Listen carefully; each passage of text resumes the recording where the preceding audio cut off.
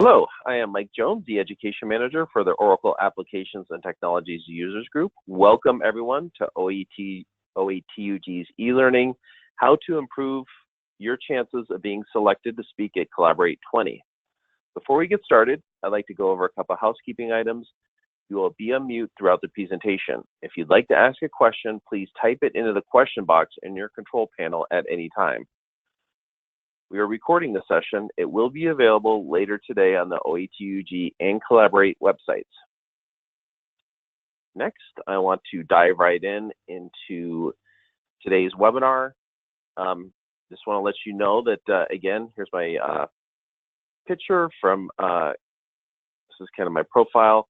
This is, I am the Education Manager for OATUG. So if you do have any questions, feel free to, my email and name is all over the Call for Papers presentation page on Collaborate.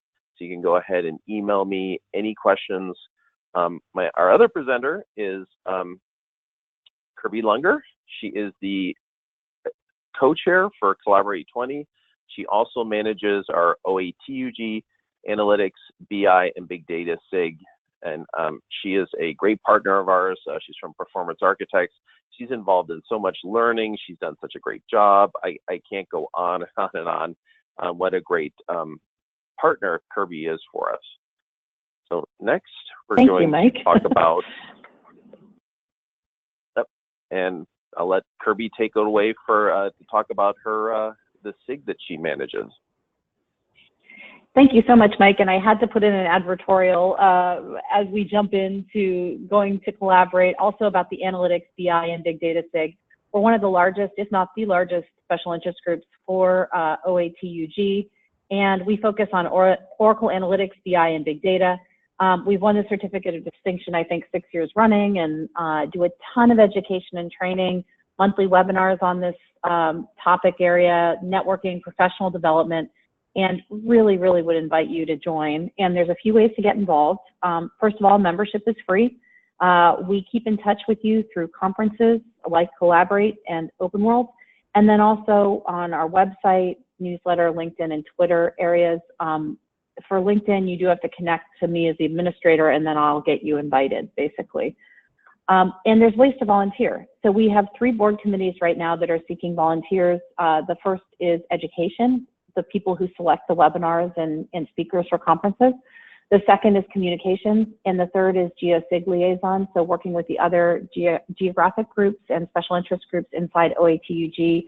All 3 are actively seeking volunteers, so if you're interested, just shoot me a note. My email is going to be on the last page of this presentation, and we'll make sure we get you connected to the right folks. And with that, I did just want to jump in a little bit to what Collaborate is. Mike's then going to cover the speaker application process and deadlines for Collaborate.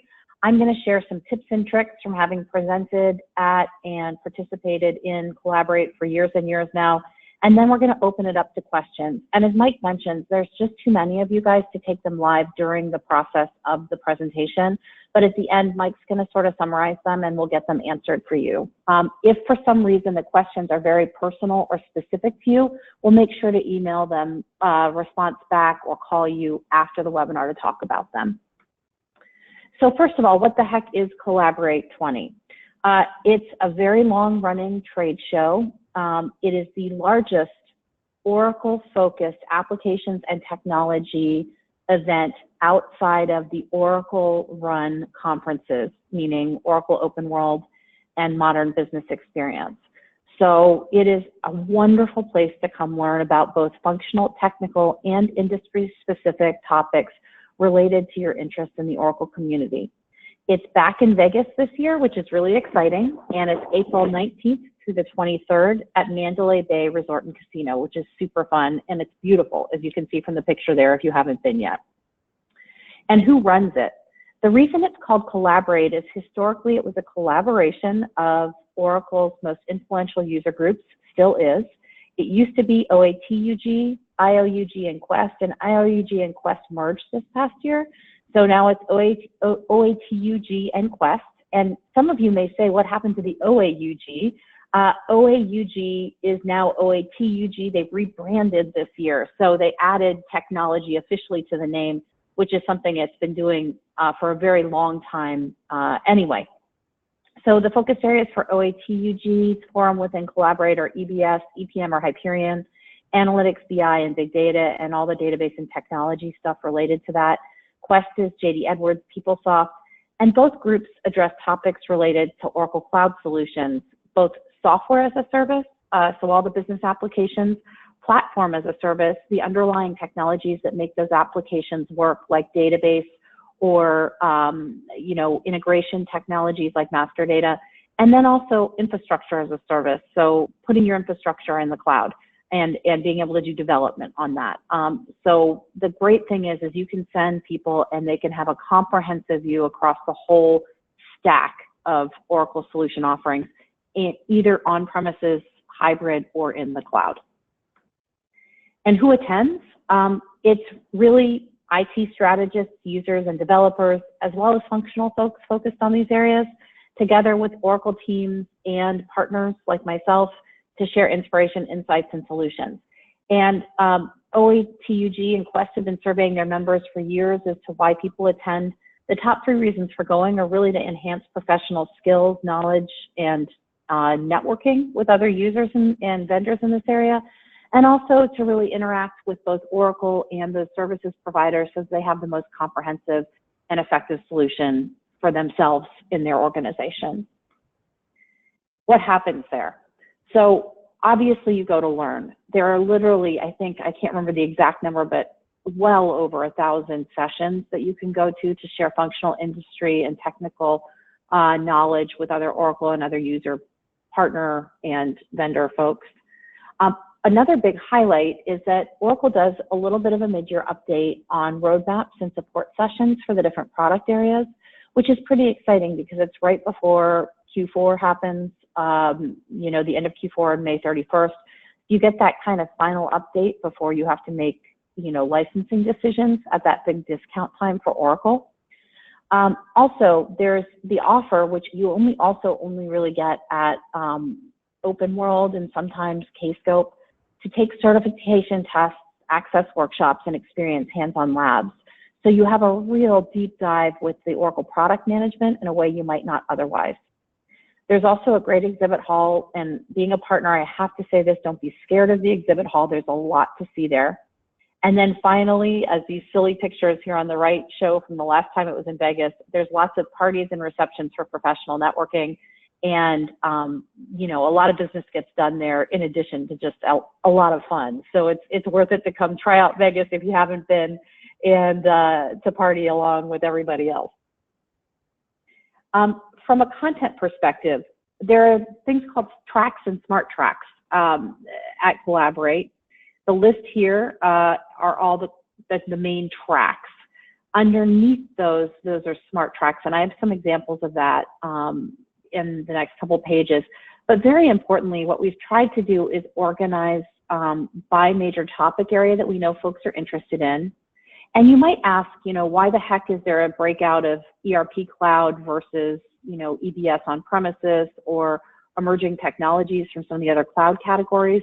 What we've done is tried to organize these based on the questions and reactions we've gotten from participants.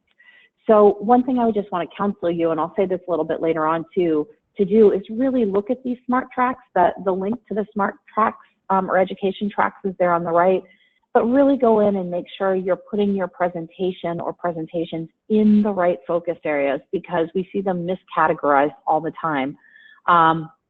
And this is the way that most folks have told us they think about the solutions here. Also, and I have a dorky comic thing on the right-hand side. So Mike didn't speak a lot to my background, but I started out in strategic finance and, find statistics kind of fun and interesting.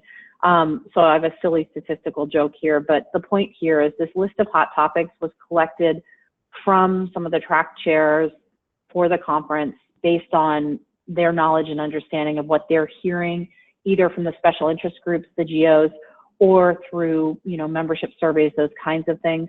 So this is by no means comprehensive, and it's not statistically significant, but these are things that we know folks are very interested in and are very hot topics in some of the tracks.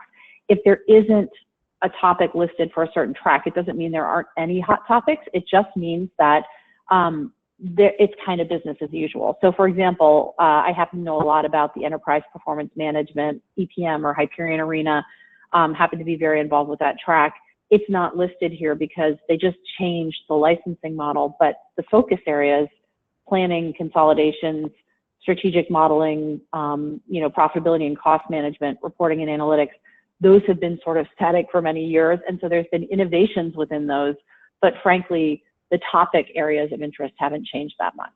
So I did just want to cover these really quickly. For EBS, the move to the cloud infrastructure, OCI, is a very hot topic right now versus moving purely to, the financials cloud.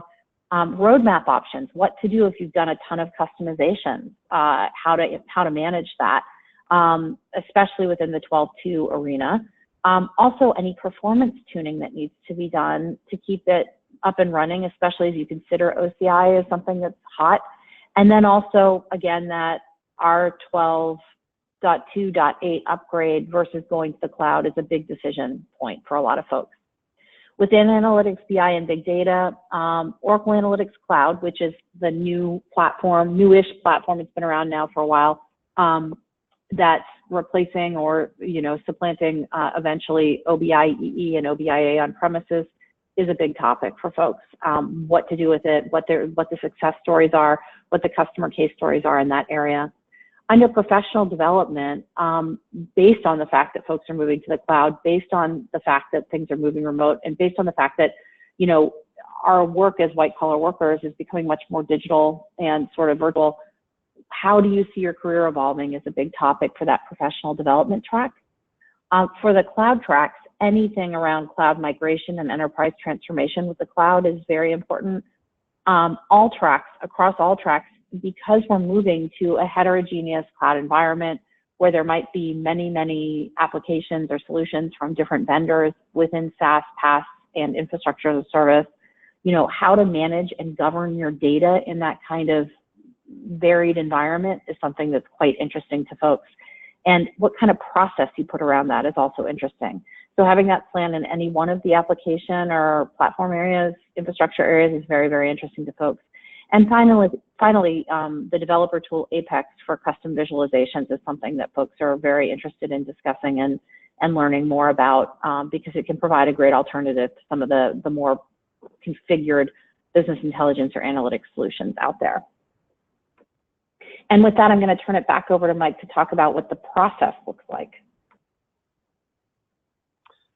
Okay, this is pretty simple. How do you apply to speak at Collaborate? Pretty simply, go to the Collaborate 20 website.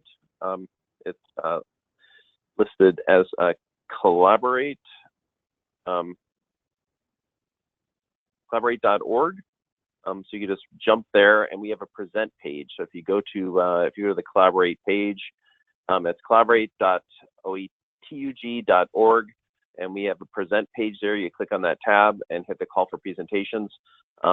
It's as simple as that. There are some rules there, some generalized rules that kind of let you know what the rules are to submit a paper. So you may want to look over those real quickly and make sure you're doing everything. I think the easiest thing to do is if you are a Oracle user, we really are looking for Oracle user stories.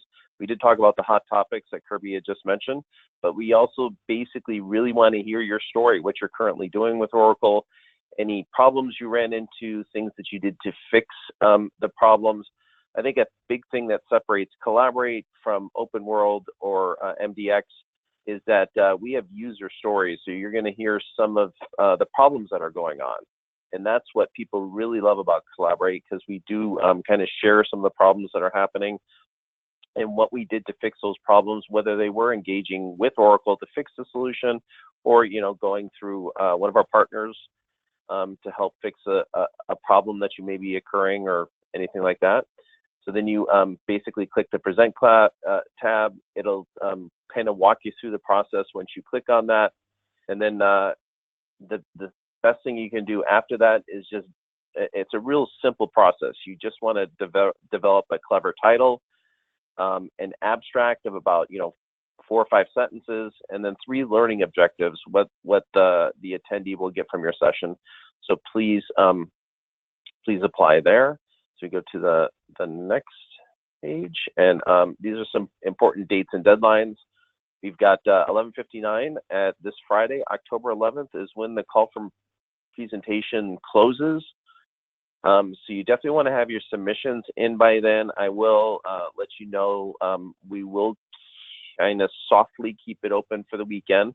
So if you didn't quite get it in on that date, you can still submit on Saturday or Sunday. If something happened or something went wrong or you got too busy, go ahead and make sure you submit your presentation.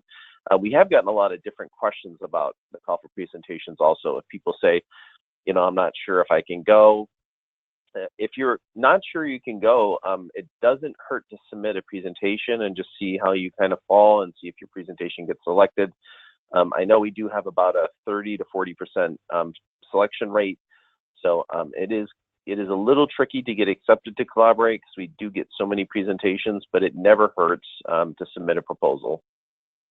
The week of November 20th is when all accepted presenters will be notified. And then by February 28th, 2020, your presentation is due. So you're gonna need to have your PowerPoint and your PowerPoint with notes turned in by that date. So the real work is after you get accepted, you know, really building your slide deck, and you've got a few months to kind of do that. All right, next slide. And then the paper selection process. We do have a little bit of a process, but it's a process that works, and it works because I'm the education manager. So when I look at the survey ratings, our sessions always have a really high rating. Our volunteers do a great job of selecting these sessions. The sessions are consistently have great value to attendees. Like I've got attendees that come up to me and say, this is just an amazing conference. We have a lot of great Oracle speakers and presenters, but we also have user speakers and presenters, and those users always do a fantastic job.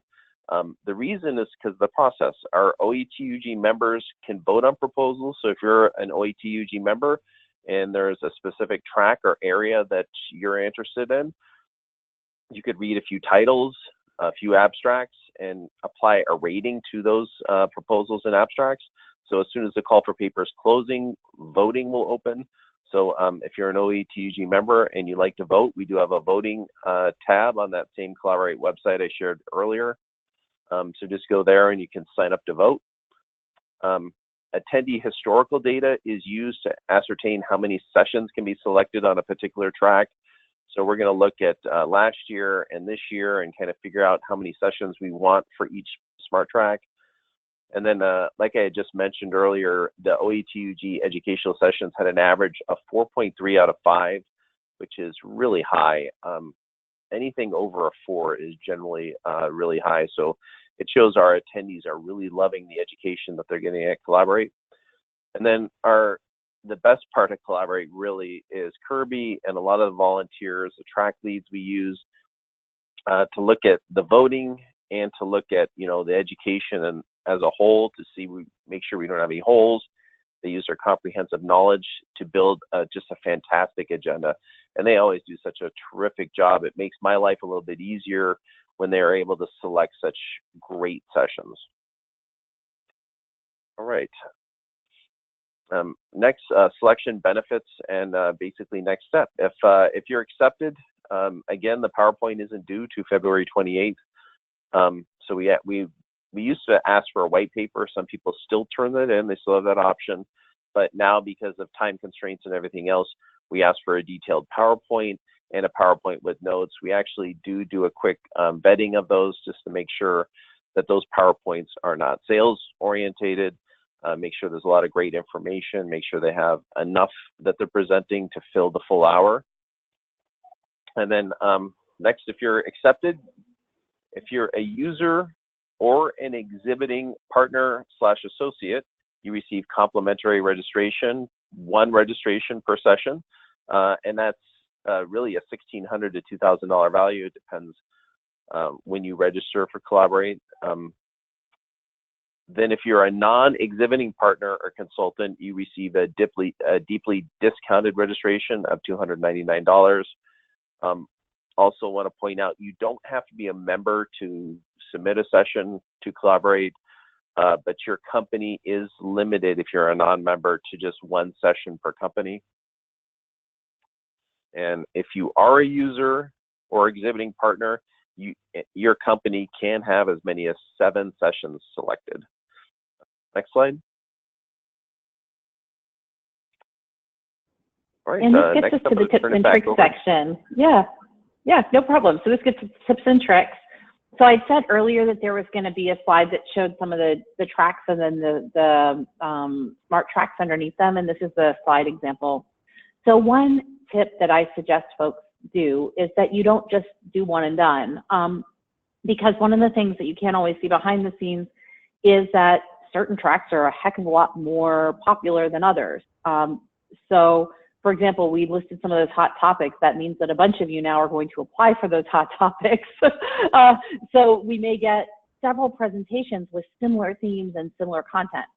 So you never know kind of what's going to be the popular ones. So you want to definitely seed, if you have good knowledge in multiple tracks or smart tracks, you want to do as many applications as you can, because sometimes that will give you a much better chance, statistically, of getting accepted.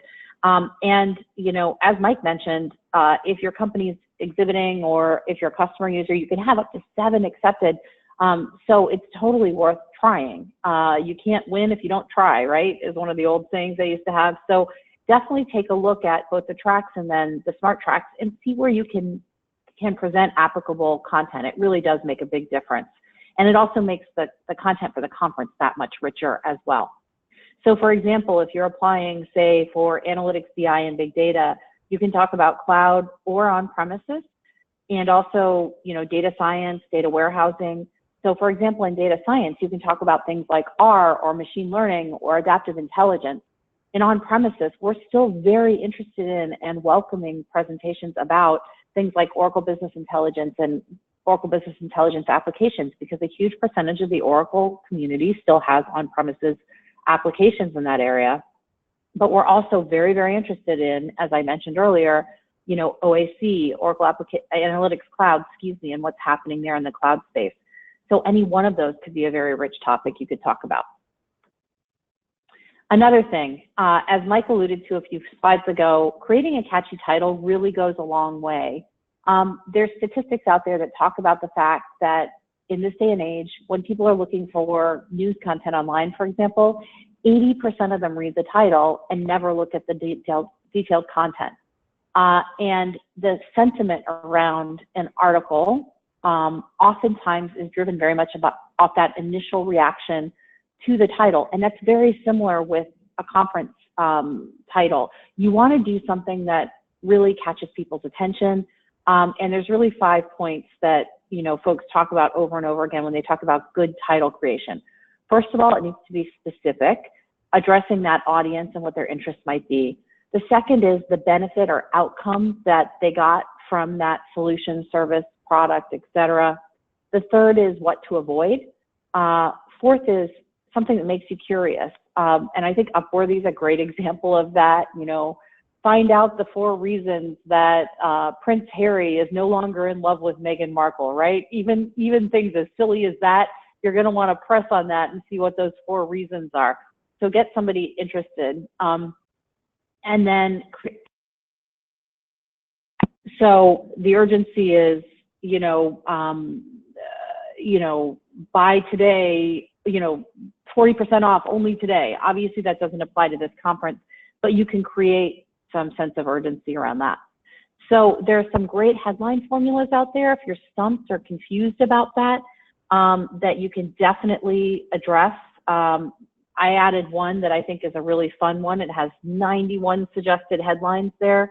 You can also go back and look at previous years and see which, what stands out to you, or even think back to other conferences or other events and say, what stood out to me as being just a really cool headline. And don't be scared to be a little silly with it. I did a presentation a few years ago using Star Wars themes as the sort of different types of people that might be involved or situations you might run into in a, analytics and BI leadership program. And it got great marks because people really love Star Wars, right? So you can definitely tie stuff in. It's not like you're going to be chased around for copyright infringement at this kind of conference. So it's worth trying there. The next thing is that learning objectives matter. I think a lot of us tend to avoid the learning objectives as an afterthought, and they're really not an afterthought. I will tell you, as part of the conference committee, that we very much carefully screen these as well, because it's really important that the presenter is thinking about the people who are consuming the information at the conference. And the best sort of definition I've seen of learning objectives is that they're statements that describe what the learner will gain from participating in the presentation. And the emphasis is really on what the learner will do, not what the presenter will do. And so you want to make sure that the learner's actions are observable, measurable, and again, done by the learners. So what are they going to get out of it? And how are they going to act on that? And I provided a link here to a great article about how to create a good learning objective. It's from a third party. I didn't want it to be subjective since I'm on the committee. But just something that can really help with that.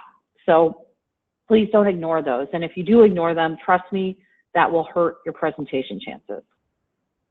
The next thing is customer case studies rule. So a case study, I know this sounds silly, but just in case, it's a written account of a real customer's experience with your business. And I do want to ask all the partners and vendors out there, please use the customer name. Don't apply with a generic customer or a generic set of case studies for an industry. That's really not believable. And half the time when someone does that, that's because the customer won't provide them permission to present, or it's something that they're making up. And we as a conference committee are not going to give you high marks for doing that.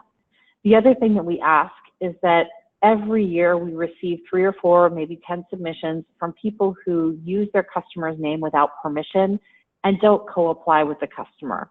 Please don't try to do that either. If you don't have permission from their communications team or from the customer, please don't do that. It puts us all in a very awkward situation, and we have had to, pull presentations before as a result of that. And it doesn't give you a good road,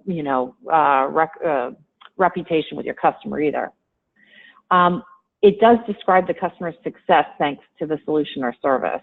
So this is an Oracle-oriented conference, so please make sure it's an Oracle-oriented case study using Oracle products, not just something custom that a service vendor or partner has provided. And it typically includes the problem the customer was facing, functional, technical, and industry specific, before they use the product or service, and how you help them overcome that problem. Again, I provided a link to a third-party resource that talks about how to craft a good case study. But these are truly the top ones that are going to get selected by track because people are so interested in them. Also, you want to list your customer as the primary presenter. This is important because your customer doesn't get the free conference pass unless they're the primary presenter. So if you apply and then want to come back and ask for your customer to be switched to be the primary presenter, it's really kind of rough. It's not fair to anybody. It takes a lot of time to change, and it's really going to hurt your chances of getting accepted because we want to see that customer leading the conversation. We don't have, as I said on the previous page, an official statistics, but we know qualitatively that customer-led presentations get higher attendance and selection. So, you definitely want to focus on that too.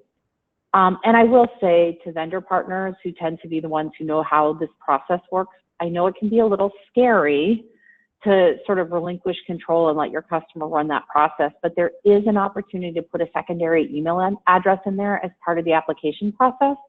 So you can get notified of deadlines if your customer tends to be a little flighty. And you just need to make sure that you're on top of that and coordinate and schedule practice runs with your customer so that they're prepared. But truly, we understand and appreciate some of us on the conference agenda panel are other vendors. We understand and appreciate that, you're oftentimes much more motivated to make everything successful than your customer might be, because you're, using it as a sales vehicle, not just a learning vehicle. And we've tried to make the process reflect that. Things to avoid. Now, I just said, we understand that vendors, and partners, to some extent, even customers, are there not only to learn and, network, but also to sell. We understand that's part of the goal of the conference. That's why we have an exhibit hall. But people don't want to be sold to. They want to learn. And they understand that you might be selling something as part of that learning, but they don't want to feel like that's the primary thing that's happening. They're not paying to go hear sales pitches. They want you to pay for them to hear sales pitches, right? So you need to make sure that there is real learning material both in the title and abstract. And so that they understand that it's not like, here's this consulting firm's, way to win in the financial services market. They want to understand how XYZ financial services institution improve their operations using products and services. So make sure that you avoid that kind of salesy language. And if we see it, unfortunately, that really is going to hurt you in the selection process. Also, extremely importantly, for you vendor partner people out there, if you're an associate or exhibiting company, leave your company name out of the title, abstract, and objectives. It will get you rejected. This happens every year where it's heartbreaking, where certain partners don't read the small print. They apply with, a bunch of presentations, and every single one of them is rejected, and that's a hard line. My own company's been rejected for that when people have been careless. So please make sure that you don't mess that up, because we can't change that. We can't go back and give you the opportunity to resubmit, unfortunately. However, we don't say the same thing about the customer company name or Oracle name, obviously, since they're all Oracle-related solutions. So, if you want to talk about a case study, a best practice is definitely put that case study company name in your title or in your abstract so that you know who you're talking about, because that's actually something that's very interesting to folks. Another pet peeve, you will get kicked out if your title or abstract or learning objectives are riddled with spelling errors or grammar errors. That's an indication of how much care you're going to take and how well you're going to do presenting. So you really want to run spell check on everything. And, my recommendation is either put it in Excel or Word or PowerPoint in advance of submitting it, and run a spell check in one of those applications, or the equivalent in Google Docs or whatever you use for, word processing. And make sure you do that before you insert it into the form, because when we get it, we do get tons and tons of submissions. Mike said it's a very complicated and very competitive process. And, if we see several spelling errors in a 3 to 4 to 5 sentence abstract, we're going to say this person's just not going to do a good job with their PowerPoint or take care with the people who are trying to learn in their session. And we have lots of other alternatives. Also, again, I mentioned this earlier, as did Mike, but please make sure your session is in the proper track or smart track. If not, we end up either having to reject it, or we have to go back to you and say, hey, did you really mean to do this? And 90% of the time, people just fat-fingered it and put it in the wrong place. It creates a ton of work, and frankly, on the human level, a little bit of resentment on the part of the volunteer conference committee that they have to go back and reclassify your session. It shouldn't impact your, rankings, but it could, especially if you do it a bunch of times, because people get grumpy. We're human. So please make sure you put it in the right track and smart track so we don't have to do that extra work. It's already a ton of work.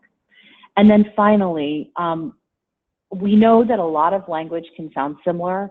We know that a lot of us follow similar people out there in the industry who are doing great stuff, but copying work is still plagiarism. And unfortunately, we do find every year that certain folks literally unintentionally usually steal other people's content and ideas. This will get you automatically disqualified, and it will cause us to really take a very hard look at yours and your company's submissions. So please, please, there are lots of free plagiarism checkers out there. Run your title abstract through those. Make sure you didn't unconsciously or consciously copy somebody else's content. That's just super uncool and not good. So, and there's a ton of them out there. I didn't want to recommend one over the other, but just, you know, just search on plagiarism checker on a web browser and you'll find all sorts of stuff. And with that, I wanted to turn it back over to Mike, who's left plenty of time for questions. We know folks are going to have a lot of them.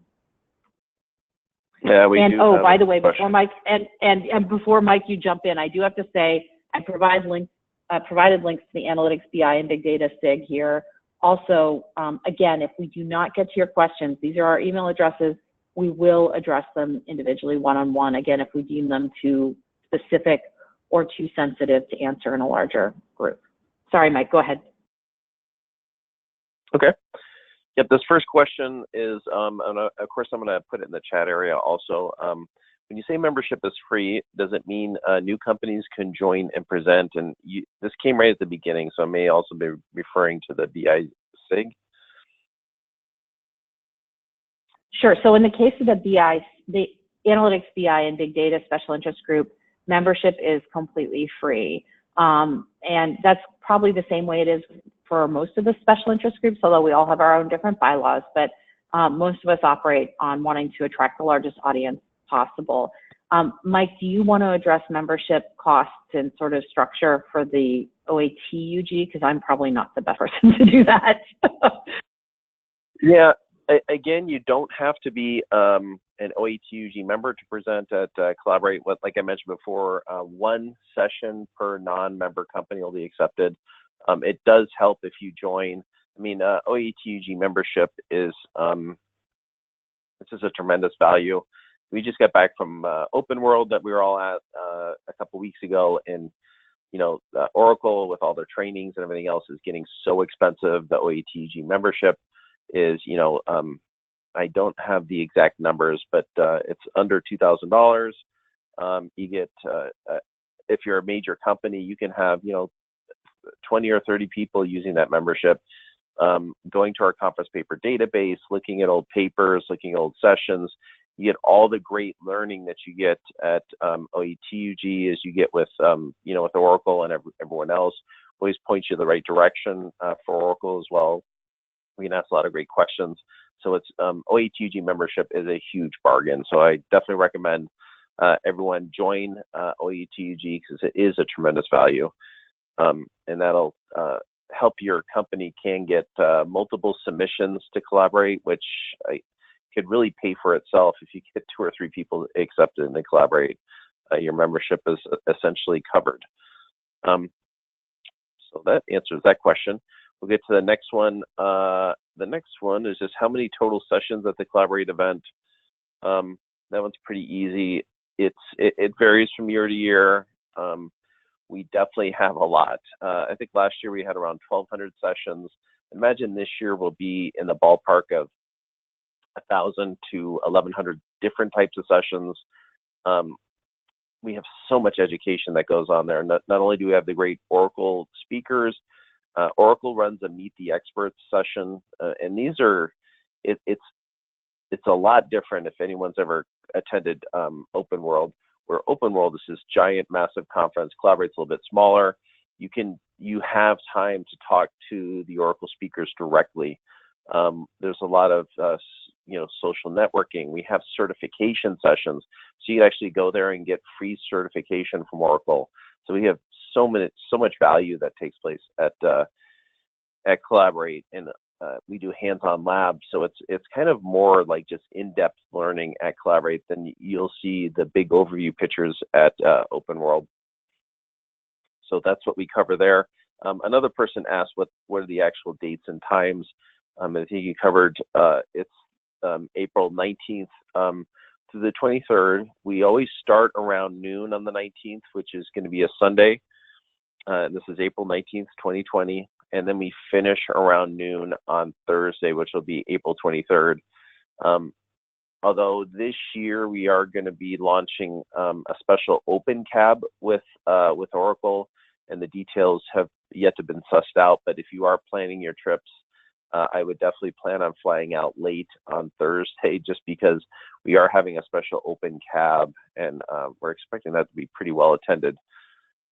So those are the dates and times for Collaborate. Let's look at some of the other questions. Oh, and the other thing I wanted to throw out there too is, I think, Mike, isn't it it's some draft for one of the sporting groups right after that too? So it's going to be crazy that day with people coming in and out too. I think somebody mentioned that. Just throwing that out there. I'm a huge NFL fan. The NFL draft is taking place, I think, the very next day. So yeah, it could affect flights and everything else. So if you are planning a trip out there as a speaker or an attendee, definitely book your flights early, especially with that going on. Vegas always does have a lot going on, so in general, so it's always good to kind of book your flight early. I did put the present link into the chat area, so if you just want to click on that and submit your sessions, you're welcome to do that there. There was a question about the link. All right, I get another question here. All right, the next question. Is how many papers were submitted at Collaborate 19 and how many will be selected? That's a variable question. For the OATUG, we had about 400 papers selected. We added another about 100 different Oracle sessions, and then we do a lot of different types of sessions like Turbo Talks and things of that nature. So we ended up with about 550 different sessions just with our user group. Quest was about the same, and then IOUG had a couple of hundred. So that's how many were selected and done at Collaborate 19. All right, next question, and I'm putting this in the chat area, and I'm reading these as I kind of go along here. Let's see, when entering data, is there a way to save and come back and finish later, or does the entire thing need to be filled out at once? I recommend the very first time you submit, you go through the process once and hit save the session, because it will, if you're halfway through, it will not save your information.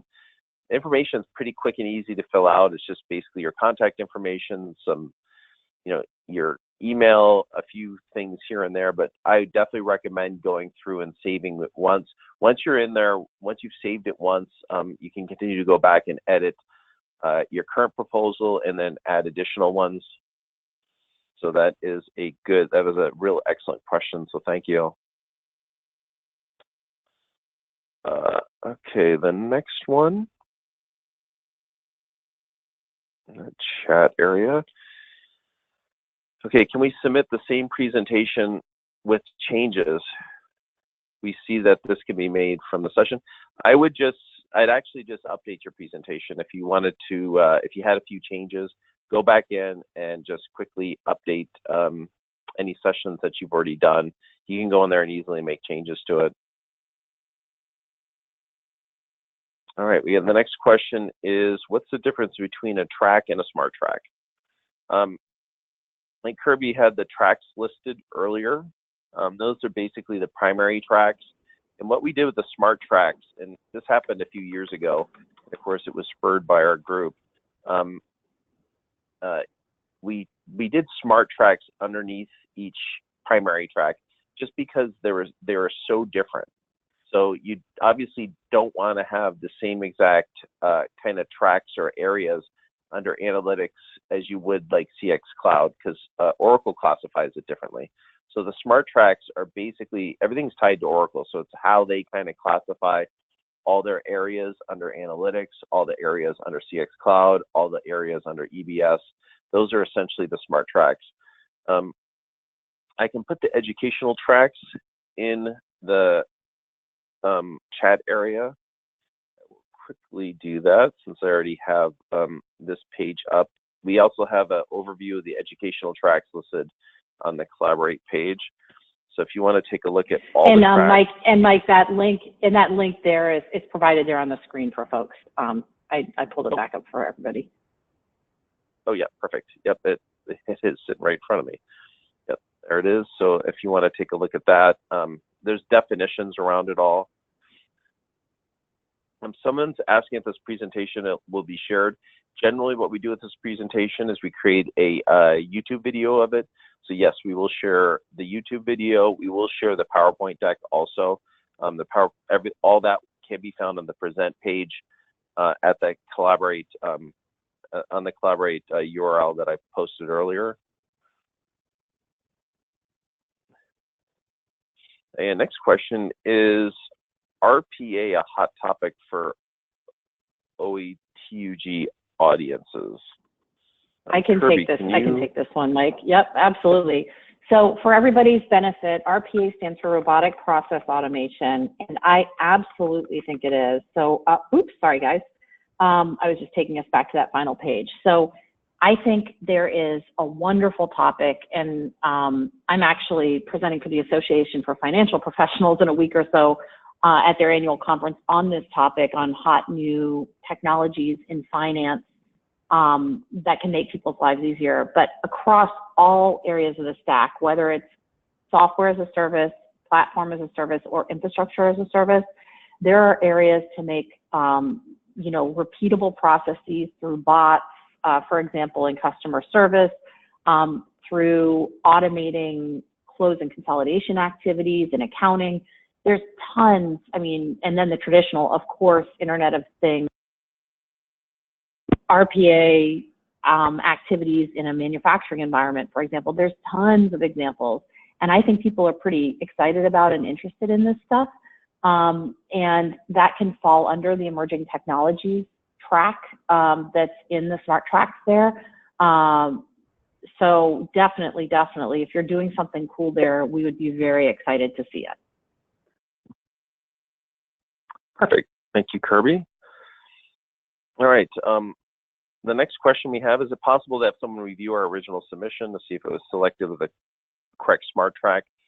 Just to let everyone know, our agenda chairs, and Kirby's being one of them, so she is looking at the analytics and some of the EPM ones. Our agenda chairs look at every presentation, and they will make adjustments to those if they feel it's necessary. So we will go through them, and if you did not select the proper smart track, they will we'll update that for you. We've already seen a few of these, and some of them get a little crazy. In fact, they're completely in the wrong primary and smart tracks, but we do review them and place them in there to really help our volunteers select the proper presentations. That's why we do it. That's actually kind of why we go through every single one of them. Our membership fees, I know we had a question on this earlier, and I said it was under $2,000. I think if you're a user company, it's $965. And actually, I think we're running a promotion right now. So if you're a user company and you're not an OATUG member, you can actually sign up this month, and you'll get the rest of 2019 essentially for free. And then you'll have your membership will start your membership will start immediately. But you really won't get credit for these 3 months and all of next year. So if you want to sign up, for membership, that is the cost there. I know associate companies are the cost a little bit higher. Oh, the next question, and yeah, this actually was not in our presentation. It's actually a really good question. Is there a presentation template we have to follow? Yes. Once we've kind of notified speakers that they are selected to present, we will have an OATUG Collaborate template available for Collaborate. So that template will be there. You'll have to use our template in order to submit. So when you submit the presentation, which is going to be due in February 28th of next year, you'll have to use the OATUG template to submit all your information. That was a really good question. Here's another question. Are first-time presenters welcome? And I say absolutely. We are a user group, so if you are a user, I mean, I see no reason why you shouldn't submit to our conference, even if you don't think you can make it. It doesn't hurt at all. I mean, you have to develop, like we said before, a catchy title, abstract. This really helps in your personal growth. So it's something you definitely want to, you would definitely want to do. So definitely enter that. Definitely. And Mike, enter, can I throw in there too? Hey, Mike, can I also just point out there too? There is a really rich and very strong young professionals group at OATUG. And I know that it can be really daunting the first time, whether you're a young professional or just new to the market, but we're huge fans of that. And in fact, it's one of the big differentiators with a lot of the other Oracle associations out there, because a lot of the other Oracle associations look at reputational background as one of their selection criteria. And we definitely mask, you know, the presenter name and company during the initial screens to make sure that we're not biased. So we're really looking for the best content. And then we're also looking for very strong presenters, but we really do want to make sure that we have a wide variety of presenters from different levels of experience and walks of life. And we encourage you also, if you're, you know, nervous, reach out to one of the agenda track co-chairs, reach out to the young professionals team, which is also a volunteer group that's on the OATUG website. They'd be happy to speak with you, especially if it's the first time you're attending a conference or presenting anywhere. There's lots of things we can do to help make that easier. Sorry, Mike, I just had to throw that out there. No, absolutely. And we always love first time or new presenters, and we will, you know, we do a full orientation. We're actually going to do 2 speaker orientations. I think as a professional, presenting can do nothing but help you. So I definitely recommend first-time presenters submitting if they have not in the past. The next question is an interesting one. As OAUG is now OATUG, where should a presentation on Oracle database be submitted, OATUG or Quest/IOUG? You could submit to either. You really want to kind of take a look at I guess where that database session lies. It's interesting because, you know, we do hear a lot of, oh, these database sessions should go to OATUG or Quest. It wouldn't hurt, and in my opinion, I'd probably submit to both. But yeah, we are accepting database sessions, so if you have something, please go ahead and submit. We do have those tracks listed.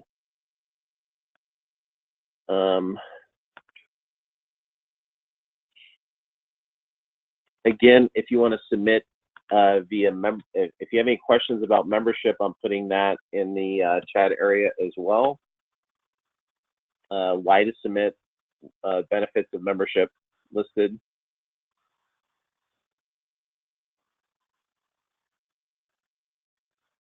We get a question of what is the percentage of first-time presenters versus veteran presenters?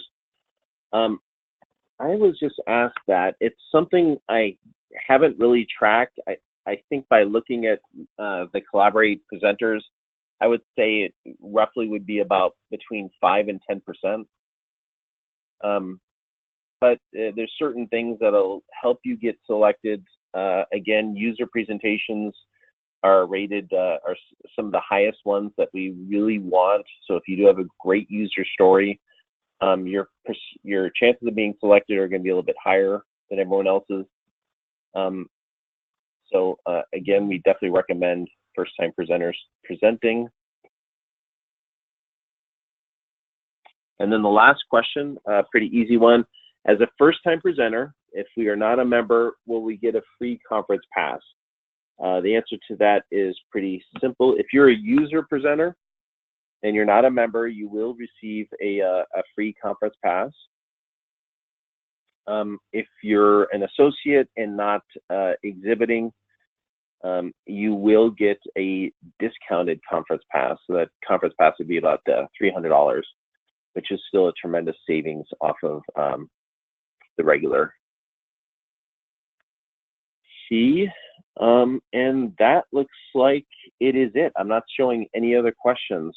Again, if you have a last minute question, go ahead and put it in there. But since I'm not hey, Mike, I got texted a couple from people, so let me go ahead and just list them really quickly because I think these are relevant. One question was, if I apply to speak with a panel, so if I want to apply for a customer or partner panel of multiple people, do they all get tickets? And the answer is only one. The primary presenter is the only one who gets a ticket in that case. So just make sure to be thoughtful about that if you're applying. And the second question that I think is really relevant to the group is if I want to present a SIG session or at a GEO session, how do I do that? So SIGs and GEOs are a little different. And so SIGs are special interest groups. All of us apply generally to present to catch up with our audience at the conference. And usually our education committee or our team that's responsible for education on our boards is putting together what they think is the most thoughtful program. Many SIGs are always looking for customer case study information. So whether or not you're an active volunteer in that special interest group, I encourage you to reach out to the SIG chair, co-chair, or education coordinator.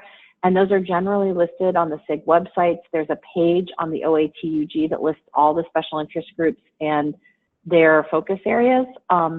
And, you know, if you're really interested, I would do it real soon because it's due in a couple days and many of the SIGs have already sort of created their agenda.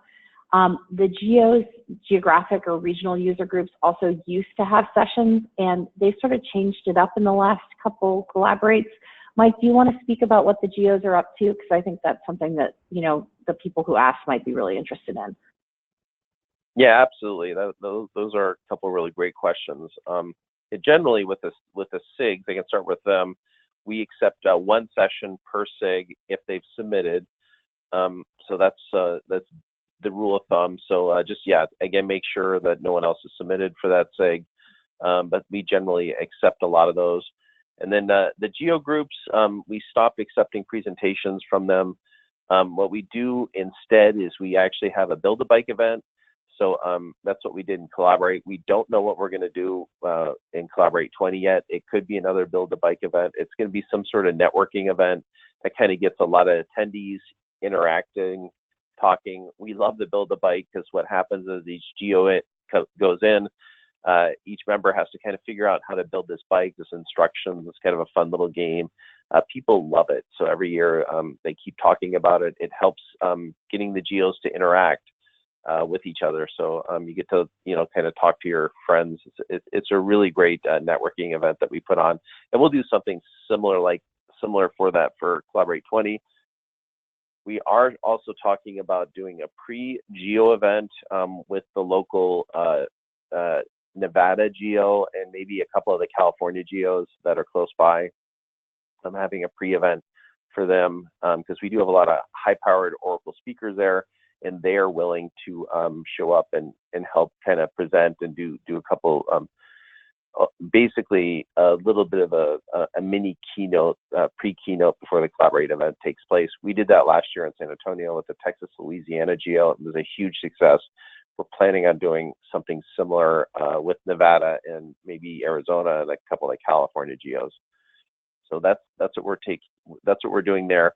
The GEO is also welcome to submit a session via our call for papers. We will take a look at it, but there is not a guarantee you'll get selected on that. But, thank you, Kirby. Thanks. That's all I had. All right, let me just double check the question pane. Oh, we did get. Yeah, I had someone on this call said the Build-A-Bike was a blast, but and I totally agree. So with that, we'll go ahead and end the webinar. I want to thank everybody and submit. Keep submitting as much as you'd like or as you want. So I look forward, myself and Kirby and the whole OATUG Collaborate team looks forward to reading all your great submissions for Collaborate 20. So thanks, everyone. Thank you, Kirby. Thank you. Thanks, Mike. All right, bye-bye.